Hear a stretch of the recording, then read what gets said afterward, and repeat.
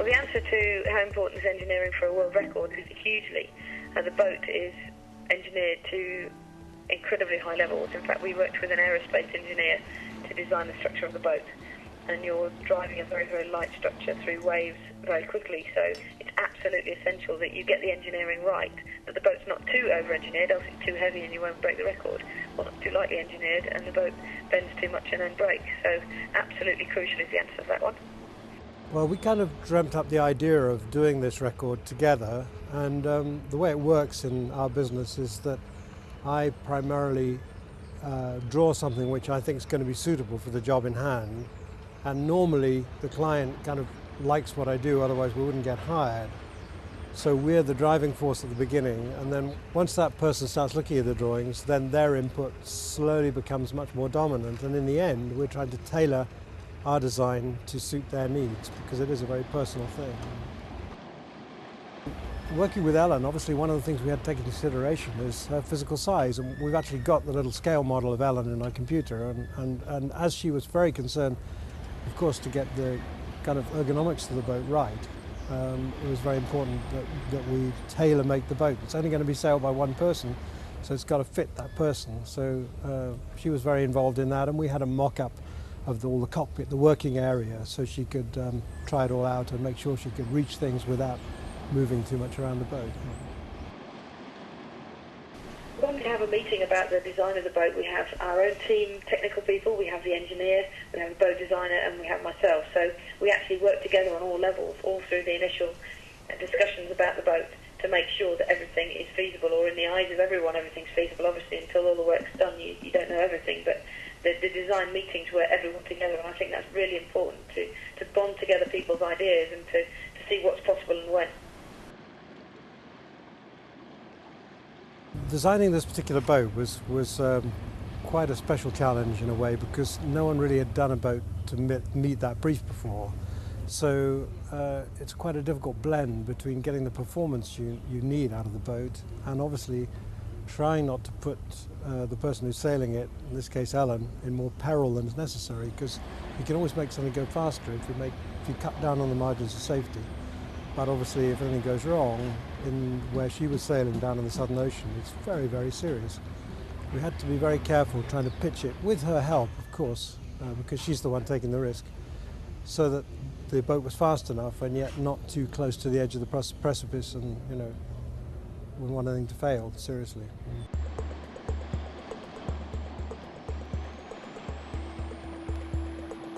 Civil engineering is also really important. There have been massive steps made over the last 10 years in the designs of the sails, and they've made huge differences to the speeds of the boats, but there'll be someone here to tell you a little bit more about it. With Ellen's project, she came to us and said, look, I'm going to sail around the world. Can you help me with a sail package? We then met with her, designer, we met with her spar maker, and we discussed the project in whole in terms of the number of sails she might want to use, what she thought her inventory should be, and then we went back to her after a period of time with our engineers and doing a study with what we proposed the inventory be. When we had the initial meetings with Ellen, obviously one of the issues is her size, the size of the boat, and the amount of time and effort it takes to get sails up and down on the boat. So we're trying to minimise the number of sails in the inventory, which meant less sail changes, which on a big boat like that might take 45 minutes. At the same time, we're trying not to give away a performance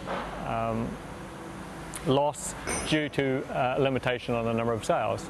And that's a difficult balance to achieve, and it was done basically by modelling the boat with our engineers, with various sail combinations, and looking at where the biggest gains and losses were. When you're sailing around the world, durability is a huge issue. So there's what we call chafe, where there's a lot of just localised rubbing against ropes and one thing or another. So that's one part of durability. The other side of it is really about loads. So a sail has three corners. It has what we call a head, which is the top of the sail, the tack, which is down the front of the sail, and a clew. And out of those three corners, there's enormous loads. On a boat like this, you're probably seeing somewhere around about 15 tonne out of the corners, and we would then engineer the sail using the correct yarn to offset that load and distribute it through the sail so that it didn't fail during the race.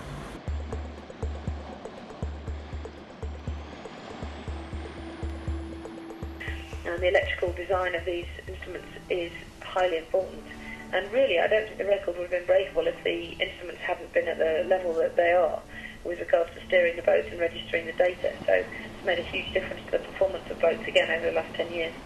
We've been involved with a few projects like this in the past, so we can call on that experience to help specify the systems for Ellen's boats, particularly with regard to the instrumentation and autopilot systems. And the key thing being is reliability, robustness, and ability for Ellen to manage the systems effectively for her record attempt.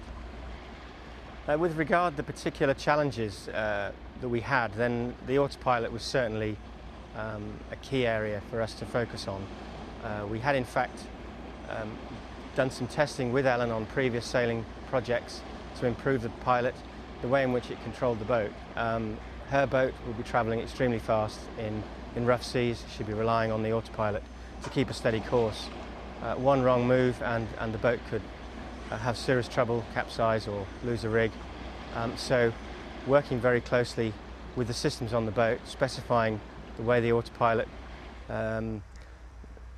infrastructure was put in terms with the yacht designer, how the boat steered, moving the rudders and so on, and the types of sensors we used on the boat for monitoring the motion and movement of the boat at all times. That was a key focus for us. Another area of interest with regard to some of the kit we put on Ellen's boat for her record attempt was this remote device here. It's a bit like your remote control for the television at home, and just like it will control the television for you in the lounge, this will allow Ellen to control her boat and monitor the conditions, whether she might be lying in a bunk or whatever. She can monitor what's going on with this, and she can control the autopilot with this.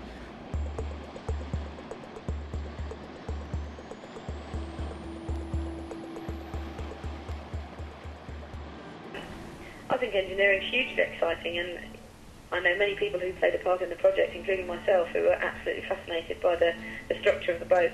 I tried to learn as much of the structure as I could and as much of the electronics as I could, because you obviously have to understand pretty much everything on board. So the better the understanding, the better it is, and I only wish I knew more about engineering, because I think I'd love to be more involved in the designs of boats in the future.